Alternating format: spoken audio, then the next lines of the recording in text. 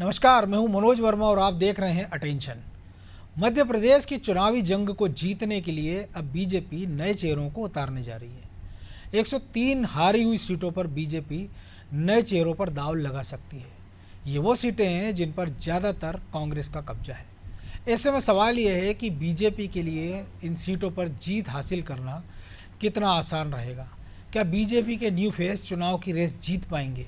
क्या कांग्रेस ने भी बीजेपी के इस प्लान को फ्लॉप करने की कोई रणनीति बनाई है? आज चर्चा में इन्हीं सवालों के जवाब तलाशेंगे, लेकिन पहले ये रिपोर्ट देखिए।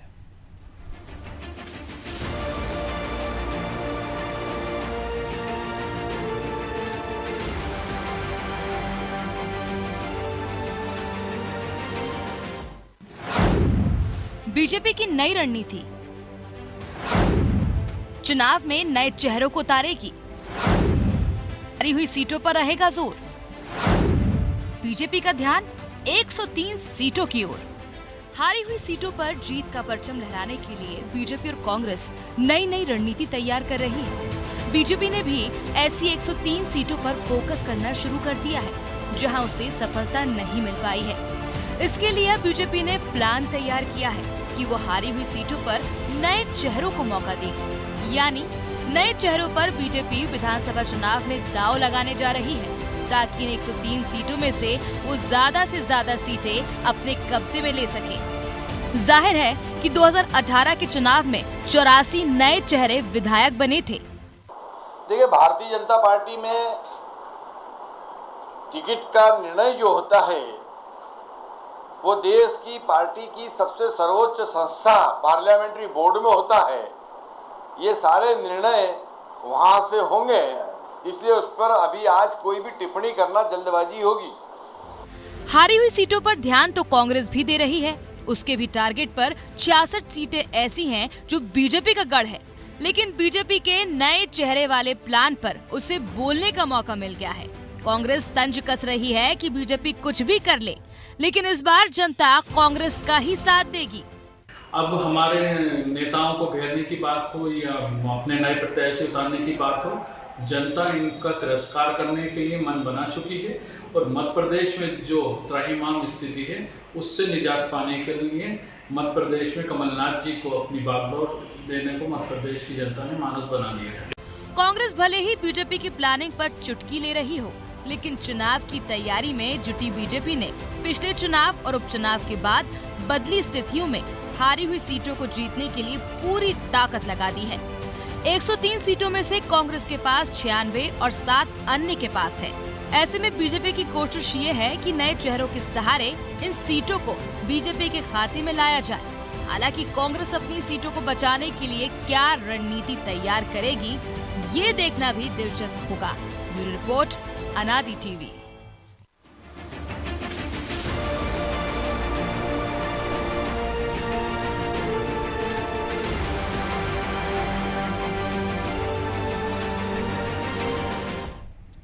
तो इसी पर चर्चा करने के लिए हमारे साथ जुड़ गए हैं वरिष्ठ पत्रकार संदीप पौराणिक और हमारे सहयोगी ब्रजेश चौक से।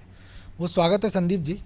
और एक तरफ बीजेपी और एक तरफ कांग्रेस कई महीनों से कह रही है कि जो 66 सीटें उन्होंने चिन्हित की है, जो 2 दशक या उससे भी ज़्यादा समय से बीजेपी के कब्जे में है, और अब बीजेपी उन 103 सीटों की बात कर रही है जिस पर कांग्रेस या बाकी दलों का कब्जा है। और इनमें से कुछ सीटें ऐसी भी है जो अतीत में बीजेपी जीत भी चुकी है, 2018 के पहले, 13 में, 8 में। इनके बावजूद बीजेपी को लग रहा है कि इन सीटों पर फोकस करना चाहिए, और इनमें वो तमाम सारे दिग्गज भी हैं कांग्रेस के जो अपराजय हैं अपने अपने क्षेत्र में, चाहे वो डॉक्टर गोविंद सिंह की बात कर लें, केपी सिंह की बात कर लें, ऐसे तमाम सारे नेता हैं। तो क्या केवल जुबानी जमा खर्चे से हो पाएगा, क्योंकि वक्त कम है, काम ज़्यादा है? देखिए मनोज जी, आप ये तय मान के चलिए, राजनीतिक दल परिस्थितियों के हिसाब से फैसले लेते हैं। बिल्कुल। बात ये चल रही है कि 103 सीटों पर फोकस। कारण है मनोज जी, जो राजनीतिक तौर पर हम लोग समझ पाते हैं, उसका बड़ा कारण ये है कि अगर एंटी इनकम्बेंसी वहां के विधायक के खिलाफ होगी तो आपको लाभ मिल जाएगा, क्योंकि आप 130 सीटें, 127 सीटें तो आपके कब्जे में है एक प्रकार से। बिल्कुल। अब आपके पास बचती जो 103 सीटें हैं जिन पर विपक्षी दलों का कब्जा है, जिसे हम कहते हैं, इन स्थितियों में आप वहां जोर लगा सकते हैं। संभावनाएं ज्यादा होती हैं उन इलाकों में जहां आपका वर्तमान में विधायक नहीं है। क्योंकि जो 130 सीटें, आज 27 से 130 सीटों की जो बात होती है कि बीजेपी का कब्जा है या बीजेपी से जुड़े लोग उसमें हैं, उसमें उन्हें लगता है कि जिनके खिलाफ एंटी इनकम्बेंसी होगी उन चेहरों को हम बदल के उस एंटी इनकम्बेंसी को कम कर सकते हैं। बिल्कुल। क्योंकि हम ये जानते हैं कि एंटी इनकम्बेंसी 2-3 तरह की होती है मनोज। एक तो स्थानीय विधायक के खिलाफ सबसे ज्यादा एंटी इनकम्बेंसी होती है, जब भी सामने आती है, सरकार के खिलाफ आती है और सरकार के मुखिया के खिलाफ। वो कई बार तो ये बेहतर चेहरों के तरीका लिए भी होती है। मैं वही कह रहा हूं कि जो नए चेहरे हैं जो भी है, तो उस एंटी इनकम्बेंसी को जो आपकी सत्ता या आपके विधायक हैं, वो एंटी इनकम्बेंसी आप चेहरे को बदल के कर सकते हैं, विधायक को या उम्मीदवार को। लेकिन जो 103 सीटें हैं जहां पर आपके विरोधी का कब्जा है, ऐसा माना जाता है राजनीति में कि जहां एक दल का कब्जा होता है वहां वो दल अगले चुनाव में कुछ कमजोर हो जाता है। यही कारण है कि 230 सीटों में कभी आप 100 सीटें ये वाली जीतते हैं, अगली बार 100 सीटें ये जीतते हैं, फिर अगले और बदल जाती हैं। तो परिदृश्य बदलता रहता है राजनीति का, कैंडिडेट भी बेस होता है और उस समय के विधायक की राजनीतिक स्थिति भी होती है। तो मुझे लगता है कि जो बीजेपी का प्लान है या कांग्रेस का प्लान है कि जहां हम 66 सीटें लगातार हार रहे हैं, वहां हमें संभावनाएं तलाशनी चाहिए। वही स्थिति मुझे लगता है कि बीजेपी की है कि 103 सीटों पे अगर हम जोर लगाएंगे, हो सकता है हम 25-50 सीटें उसमें से ले जाएं, और यहां अगर हम माइनस भी हो जाएं, 130 है हमारे पास, तो हम सत्ता के करीब रहेंगे। यही कांग्रेस सोच के चल रही मुझे लगता है। लेकिन क्या इतने वर्ष हो जाएगा? क्योंकि जो आप जो बात कर रहे हैं तो ये चीज़ बीजेपी पर भी लागू है कि वो 103 पर हैं या 96 पर हैं, अगर बाकी हटा दें बसपा सपा निर्दलीय, और ये 130 पर हैं, 127 पर, तो खतरा इनके लिए ज़्यादा है।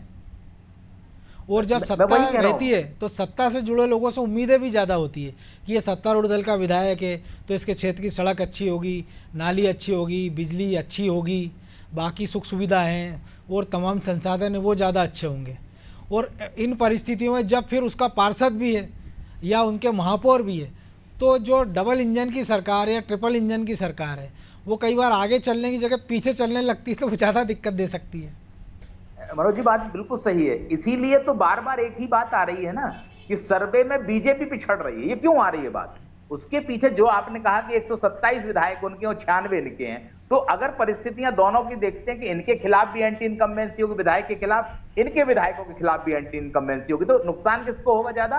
बीजेपी को। बिल्कुल। यही कारण है जो आज हमारे पास सर्वे आ रहे हैं, रिपोर्ट्स आ रही हैं, जमीनी बातें हो रही हैं, उसमें यही तो कहा जा रहा है कि जो बीजेपी है वो पिछड़ रही है मध्य प्रदेश की विधानसभा की स्थिति में अगर चुनाव होते हैं तो। इसी के आधार पर सारे सर्वे और आकलन आ रहे हैं। लेकिन मनोज जी, दो चीजें हैं, सिर्फ एंटी इनकम्बेंसी से कोई दल चुनाव नहीं जीत सकता। बिल्कुल। या तो उसके, क्योंकि जब तक आपको पॉजिटिव वोट नहीं मिलेगा, अगर आप नेगेटिव वोट के सहारे सरकार नहीं बना सकते हैं। मैं वही कह रहा हूं। और दूसरा, आपकी तैयारी कैसी है, आपका कैंडिडेट कैसा है, बहुत सी चीजें जुड़ जाती हैं फिर चुनाव में। सिर्फ एंटी इनकम्बेंसी अकेली, हाँ, या तो 1977 जैसी एंटी इनकम्बेंसी हो कि इंदिरा गांधी को हटाना है हमें, तो सरकार के लिए ज्यादा नुकसान होता है। लेकिन जो वर्तमान परिस्थितियां हैं उसमें सबसे बड़ी एंटी इनकम्बेंसी, मेरी जो जानकारी है, चाहे कांग्रेस हो चाहे बीजेपी, दोनों के सामने विधायकों की, जो वर्तमान विधायक हैं, उनकी एंटी इनकम्बेंसी सबसे ज्यादा है। बिल्कुल। तो ब्रजेश जी, ना तो 77 जैसी परिस्थितियां हैं और ना ही सामने लोक प्रकाश जय नारायण जैसा कोई नेता है, लेकिन सवाल इसके बावजूद भी है कि कई बार 18 में हमने देखा कि चेहरों के लिए भी एंटी इनकम्बेंसी रही है। वो दोनों दलों की बात कर ले, तमाम सारे बड़े दिग्गज अगर बीजेपी के हारे सत्तारूढ़ पार्टी के, तो जो कांग्रेस के थे उसके भी बड़े चेहरे हार गए, चाहे वो सुरेश पचौरी हो, रामनिवास रावत हो, अजय सिंह, वैसे गिनती है लंबी उनकी फहरिस्त है। तो ऐसे में जो बात हो रही है कि एंटी इनकम्बेंसी की, तो बीजेपी को भी चिंता करनी पड़ेगी, क्योंकि 2018 के चुनाव में 84 नए चेहरे आए दोनों दलों के, जो कि 30% से लगभग ज़्यादा होते हैं। तो ऐसे में क्या नए फेस पे दाव लगाना ज़्यादा बेहतर होगा दोनों दलों के लिए, खासतौर से बीजेपी के लिए? क्योंकि पिछली हार में भी ये माना गया था कि अगर बीजेपी 10-20 चेहरे के या 10-20 टिकट या 10 टिकट कम से कम और काट देती तो शायद वो सत्ता में चौथी बार लगातार आ जाती। देखिए मनोज जी, दो वजह हैं, नए चेहरे या युवा चेहरे।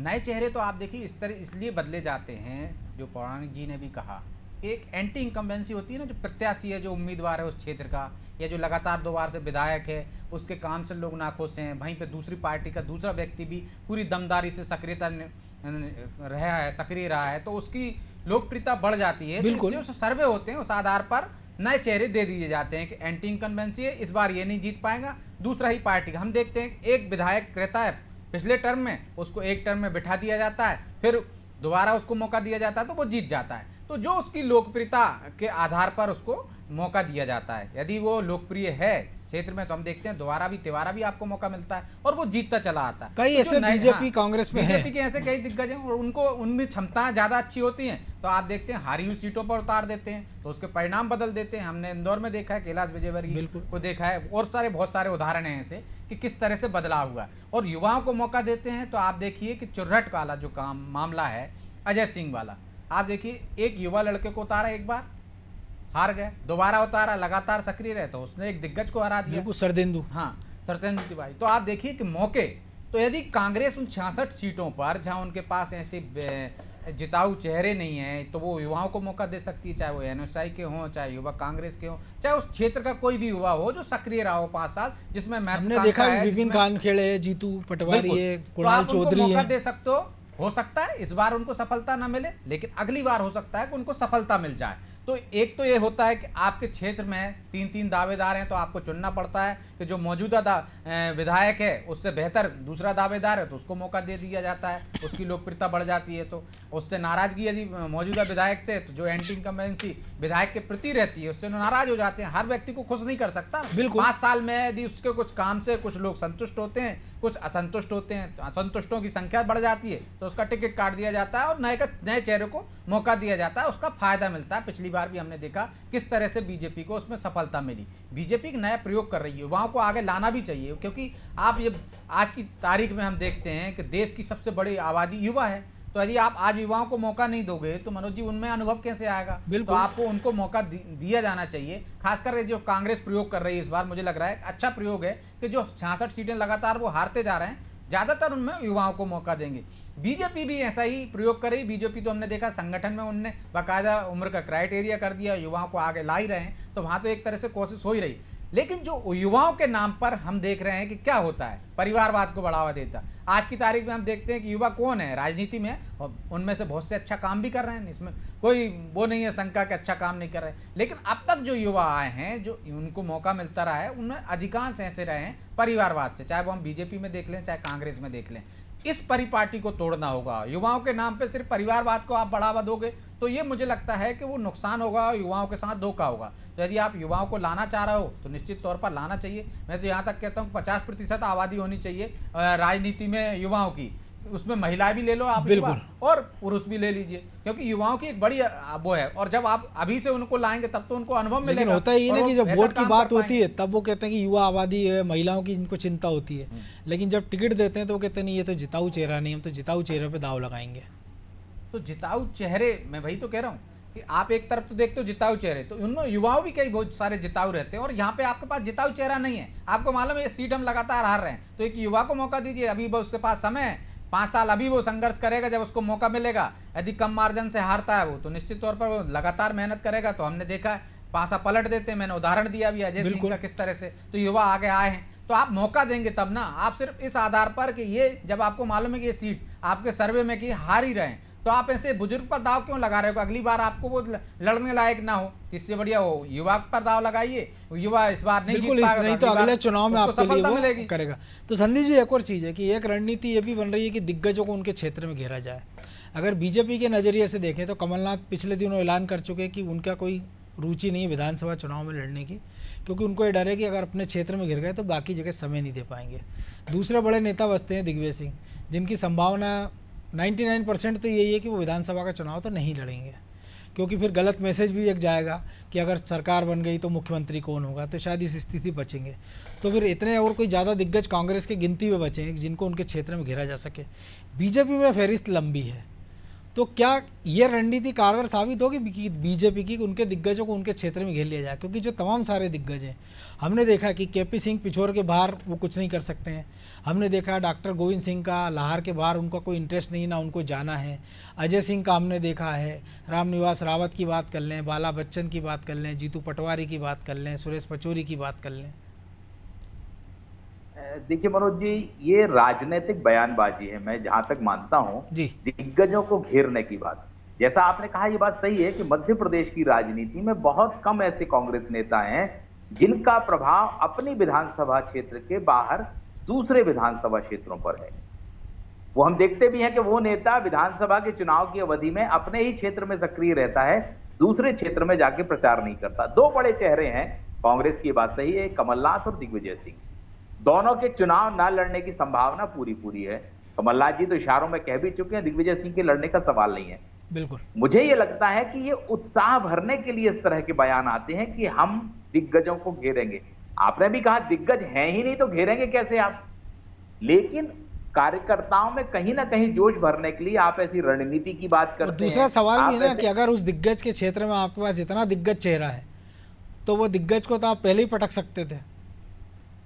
मैं वही, मेरा मानना यही है कि जो दिग्गज है उनकी नजर, जो मैं समझ पा रहा हूं राजनीतिक तौर पर, कांग्रेस के दिग्गजों में जब बात होती है तो दिग्विजय सिंह कमलनाथ को छोड़ दीजिए तो आ जाती है गोविंद सिंह पर बात, आ जाती है अजय सिंह पर बात, आ जाती है और जो मंत्री स्तर के नेता रहे हैं तो उन्हें भी उनके इलाके में उनका यह होगा, मैं जो आशय समझ पा रहा हूं कि उस नेता के खिलाफ हम ऐसा कैंडिडेट उतारेंगे जिससे वो परेशानी में उलझ जाएगा और हार की भी संभावना हम उसकी बढ़ा देंगे। मुझे ये संदेश लगता है, क्योंकि ऐसा जब नेता ही नहीं है कि जिसका प्रभाव हो अपने इलाके में, थोड़ा सा प्रभाव अगर हम देखते हैं तो अजय सिंह का विंध्य में प्रभाव है, क्योंकि उनकी लेगेसी है, पारिवारिक उनकी पृष्ठभूमि ऐसी है। लेकिन ये तो अरुण यादव के साथ था, लेकिन जो पार्टी उनके साथ कर रही है कि अगर रीवा में बड़ा कार्यक्रम होता ओबीसी का तो अजय सिंह गायब रहते हैं।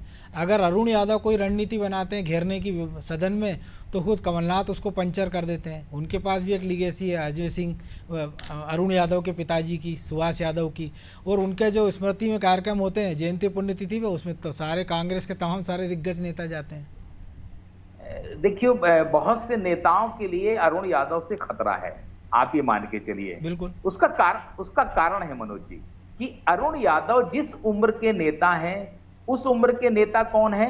दिग्विजय सिंह और कमलनाथ की बाद की पीढ़ी के लोग। उनमें बहुसंख्यक लोग कौन हैं? परिवारवाद से जुड़े हुए लोग। बिल्कुल। अगर अजय सिंह माफ करेंगे, अगर अरुण यादव का कद बढ़ता है तो नुकसान किसका होगा? राजनीति में सबसे बड़ी चीजें यही हो गई हैं कि लोगों को अपना हित, राजनेताओं को अपना हित ज्यादा दिखता है। आज आप बताइए मनोज जी कि मध्य प्रदेश की राजनीति में अरुण यादव के अलावा कौन सा ऐसा ओबीसी चेहरा है जो कांग्रेस के पास है, और उसको भी आप वो जगह नहीं दे पा रहे। बिल्कुल। तो कहीं ना कहीं कांग्रेस के अंदर खाने जो चलता है उसमें उस चेहरे को भी दबाने की कोशिश होती है जिसके जरिए आप राजनीतिक तौर पर लाभ ले सकते हैं, और यही कारण होता है कि आप कई बार चुनाव जीतते चुनाव भी हार जाते हैं। और ये हमने इसे अनेक बार देखा। तो ब्रजेश जी, जो संदीप जी भी कह रहे हैं और जो आप भी कह रहे हैं, तो अगर बीजेपी के नज़रिए से और कांग्रेस के भी देखें तो बेहतर हो कि अगर कांग्रेस ने जो सीटें चिन्हित कर रखी 66, तो चाहे युवाओं को या जिन पे दाव लगाना है उनको अभी से इशारा हो जाए, और बीजेपी भी लगभग वही काम कर ले कि जिनके टिकट काटे जाने हैं उनको बिठाकर अभी से उनको मैसेज दे दिया जाए कि इस कारण से आपका टिकट खतरे में है, या जिन लोगों को नए चेहरों पर दाव लगाना है कि आप अपने क्षेत्र में तैयारियां शुरू कर दीजिए, ताकि जो इन टाइम पे हमने देखा संकट, पहली बार हमने देखा था कि बीजेपी का दफ्तर के कांच भी फूटे हैं, वरना ऐसा कभी दृश्य हमने बीजेपी में कभी नहीं देखा था। तो ये जो भीतरघात, असंतोष, एक दूसरे को निपटाना, दल बदल का ये जो खेल है, जो कुछ होना अभी हो जाए, चुनाव के इन टाइम पे ना हो। नहीं तो हमने देखा है, ऐसे भी नज़ारे देखे हैं कि कांग्रेस के भिंड प्रत्याशी आज उनका नामांकन होता है और अगले दिन वो बीजेपी से पर्चा भर देते हैं। तो ऐसे भी सीन हमको देखने को मिल सकते हैं इस चुनाव में, दोनों दलों की तरफ से। देखो, जो राजनीति में सक्रिय रहता है, मतलब क्षेत्र में सक्रिय है, उसको अपनी ताकत भी पता होती है, उसको अपनी कमजोरी भी पता होती है। उसे पता होता है कि उसको टिकट मिल भी सकता है और उसका कटने की संभावनाएं भी कितनी रहती है, बेहतर तरीके से जानता है। इसलिए वो हम देखते हैं कई बार दोनों दियों में तेल देने की कोशिश करता है। कई बार होता है कि उसको अंडर एस्टिमेट होता है या उसको ओवर कॉन्फिडेंस होता है। केपी यादव का एक किस्सा है कि जब वो चुनाव लड़ रहे थे सिंधिया के खिलाफ तो वो बीजेपी के दफ्तर फ़ोन लगाते थे कि भाई मेरे क्षेत्र में फलाने नेता की सभा करा दीजिए, मैं चुनाव जीत जाऊंगा। तो उस चुनाव सेल के लोग उसका मजाक उड़ाते थे कि तुम क्या सिंधिया को हरा दोगे। सत्यनारायण जटिया, सुमित्रा महाजन, लक्ष्मीनारायण पांडे उदाहरण है कि जब उनको कहा गया था कि आप चुनाव हार सकते हो, हालांकि हारते हारते बाल बाल बची सुमित्रा महाजन, लेकिन जटिया और पांडे हार गए थे, तो उन्होंने ये कहा कि तुम नए लड़के मुझे सिखाओगे कि मैं 6-7 चुनाव लड़ चुका हूँ। तो नतीजा हुआ कि हार के रूप में उनको ये उसका भुगतान करना तो पड़ा। कई बार देखो प्रत्याशी भी कर जाता है, लेकिन आजकल जो सर्वे होता है पार्टियों के पास एक तरह से हकीकत आ जाती है, क्योंकि थर्ड व्यक्ति सर्वे कर रहा होता है, उसकी टीम जाती है, उसको पता भी नहीं होता कि भला हम नेता से बात कर रहे हैं कि कार्यकर्ता से बात कर रहे हैं कि आम या जनता कौन कर रहा है। तो वो जो सर्वे आता है वो इसलिए सटीक बैठ जाता है, इसलिए जो फीडबैक दिया जाता है, हम देखते हैं कि चुनाव के दौरान सभाओं में परिवर्तन होता है कि जो मास लीडर है उसकी सभा किस क्षेत्र में कर दी जाए तो वहाँ पे माहौल बदल जाएगा। हम देखते हैं कि किस तरह से छिंदवाड़ा के बारे में बात कहा जाता था, खुद शिवराज जी ने कहा कि वहाँ 1-2 सभा और हो जाती तो शायद नकुलनाथ भी हार जाते। तो आप देखिए कोशिशें उनको पास पूरा फीडबैक आता है, उस आधार पर रणनीति बनाई जाती है, उस आधार पर ही तो हम कहते हैं कि आपका जो 66 सीटों की बात कर रहे हैं या अन्य सीटों की बात कर रहे हैं कि कांग्रेस के कितने विधायक वहाँ पे हारने की कगार पर हैं, बीजेपी के कितने, वो वही सर्वे के आधार पर कि वहाँ उनकी हालत कितनी पतली है, उसी सर्वे के आधार पर उनको कहा जाता है कि अपने क्षेत्र में सक्रिय रहिए, आपके खिलाफ इतना नेगेटिव माहौल है, इस माहौल को पॉजिटिव में बदलिए। तो वो सर्वे बताते हैं आजकल जो नई परिस्थितियाँ रही, राजनीति हो गई, उसमें इस तरह से ये सर्वे आने लगे हैं। यह चुनाव का जो नया ट्रेंड है, तरीका बदल गया है। तो आप देखिए सारे राजनीतिक दल उसको अपनाते हैं। रही बात कि अब आपको सर्वे के आधार पर ही देना है टिकट, तो जब आप आज की तारीख में हम देखते हैं कि पहले भी आप घोषित कर देते हो तो उसमें खतरे क्या रहते हैं। पहले यदि आपने उम्मीदवार को ऐलान कर दिया कि आप दूसरी पार्टी का आपके पास आ गए एंड टाइम पर कि भाई उसको वहां से टिकट नहीं मिला, तो आपने चेहरा बदल, तो इसलिए मुझे लगता है खतरे देखते हैं राजनीतिक दल। और लेकिन गिनती की सीटें होती है ना, हमने सारी सीटों पर नहीं हो पाता है। हाँ, जो गिनती की सीटें हैं जहां पे आपको संभावनाएं लग रही हैं कि आपके पास से कोई दूसरा उधार का प्रत्याशी आ जाएगा, उनको छोड़कर बाकी का आप इशारा कर सकते हो। मुझे ऐसा लग रहा है कि कांग्रेस कुछ सीटों पे इशारा कर चुकी है, वहां जिस तरह से युवाओं की सक्रियता दिख रही है। बीजेपी ने भी निश्चित तौर पर इशारा कर ही देते हैं कि आप क्षेत्र में सक्रिय रहे, सीधे सीधे नहीं कहते हैं कि आपको हम उम्मीदवार बनाएंगे, तो सक्रियता तो बढ़ जाती है। और यही कारण है कि हम देख रहे हैं कि कई दावेदार तो चुनाव के कारण खुद ही सक्रिय हो जाते हैं। अब बाकी के लोगों को यदि आप एक व्यक्ति को कह दोगे कि आप तैयारी कर लीजिए, तो जो और सक्रिय हैं, जो पार्टी को और जागृत कर रहे हैं अपने लिए फायदे के लिए, जो पार्टी को फायदा पहुंचा सकते हैं, यदि 3 दावेदार हैं, यदि आपने किसी एक को इशारा कर दिया तो 2 घर बैठ जाएंगे। और फिलहाल अभी क्या परिस्थिति है कि तीनों सक्रिय हैं, वो कम से कम पार्टी के लिए काम तो कर रहे हैं, प्रचार तो कर रहे हैं पार्टी का, तो ये कई बार प्लस भी हो जाता है। यदि वो पार्टी छोड़कर भी जाता है या नाराज होकर बैठ जाता है तो कितने लोगों से कह पाएगा कि आपको वोट मत दीजिए। अभी तो वो यही कह रहा है ना, पार्टी के लिए आपको वोट देना है, पार्टी को वोट देना है, जो भी उम्मीदवार हो।